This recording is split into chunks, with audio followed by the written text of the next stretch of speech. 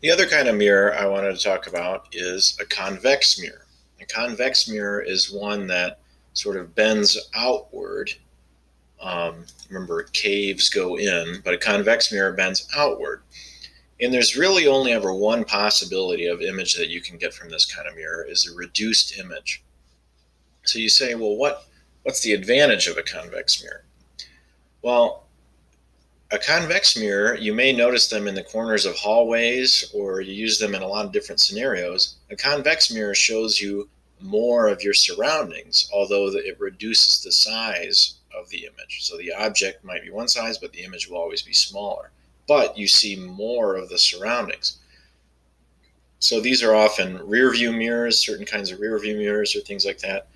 Um, or things where you need to see a wide field of view, not necessarily to get detail or distance, but to get just an idea of what's there. The reason this happens is that the same rule holds true that parallel rays incident always reflect such that they're coming from the focal point.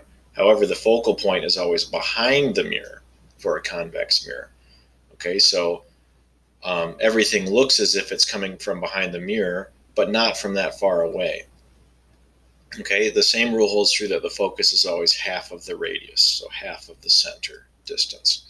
Okay, so you have them on your car, right? So normally the driver's side mirror is a flat mirror, but some people put another convex mirror over top of it, and look how the images are different. Here the road has nice straight parallel lines basically.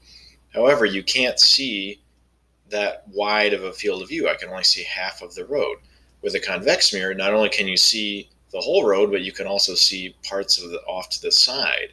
Okay, the passenger side mirror on every car, or on almost every car, has a slightly convex mirror, and they always put this warning on it for people who can't tell that objects in mirror are closer than they appear. So if you've ever seen the movie Jurassic Park, there's a famous shot of this with the T-Rex chasing him in the Jeep.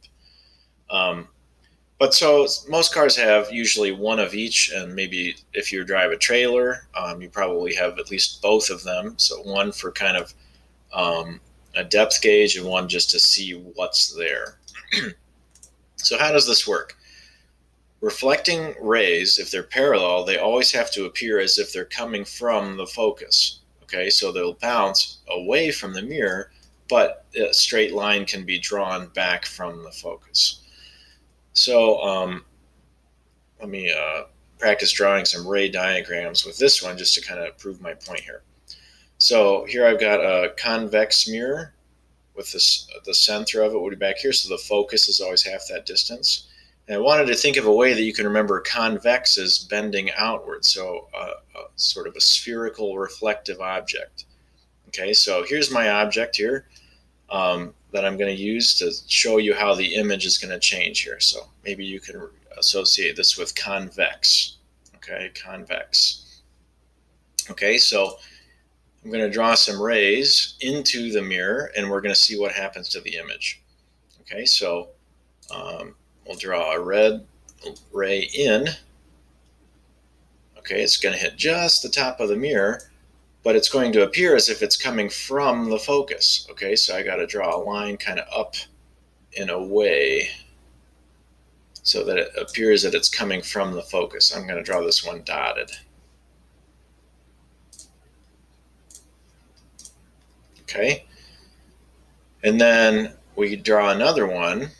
Maybe we'll draw it in toward the focus. So we'll draw another one in toward the focus. Okay, so it would hit here, but I'm going to back it up a little bit because it bounces off before it gets there. And this one's got to reflect parallel. Okay, so the result is, if I sort of back this one up to show you that it's reflected, the result is these two rays look like they're coming from a point way behind the mirror. So I'll make this one dotted so you can tell. So the reflected ray, this one bounces up here, but it looks like it's coming from the focus.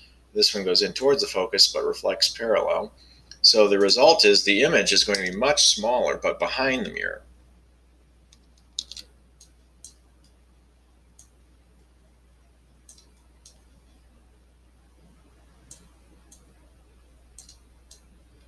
Okay, so you would see an image much, much smaller.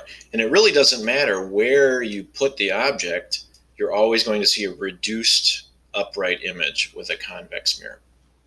Okay, so we've talked about different kinds of mirrors and incident and reflection and focus. So I'm going to give you a little follow-up worksheet so you can review a few of these terms.